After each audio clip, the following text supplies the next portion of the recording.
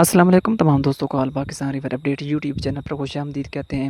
جو دوست ہمارے چینل کو سبسکرائب کر چکے ہیں ان سب کا شکریہ، جو نئے دوست آ رہے ہیں ان کو خوش آمدید کہتے ہیں۔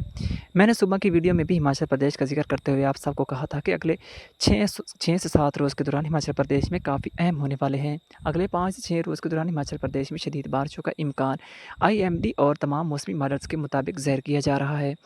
آج ہماچل پردیش میں مسلسل بارشوں کا سلسلہ جاری رہا۔ آج ہماچل پردیش میں مسلسل بارشوں کی شدت میں اضافہ دیکھنے کو ملا۔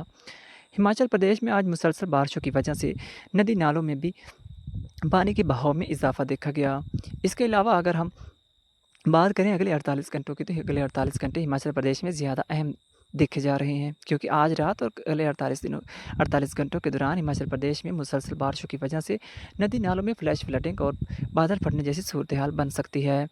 اس کے علاوہ آج یعنی کہ شام 6 بجے پونگ ڈیم کی اگر بات کریں تو پونگ ڈیم میں اس وقت پانی کی آمد 53,313 کیوسک ریکارڈ کی گئی ہے، جبکہ پونگ ڈیم سے پانی کا خراج 8,046 کیوسک ریکارڈ کیا گیا ہے۔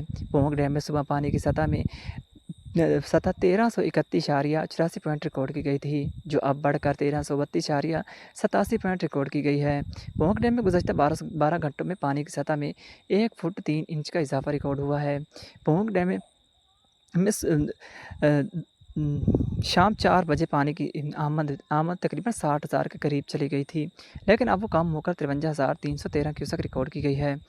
پونگ ڈیم میں آنے والے کچھ گھنٹوں میں اور رات گئے اور صبح کے دوران بھی پانی کی سطح میں اضافہ دیکھنے کو ملے گا۔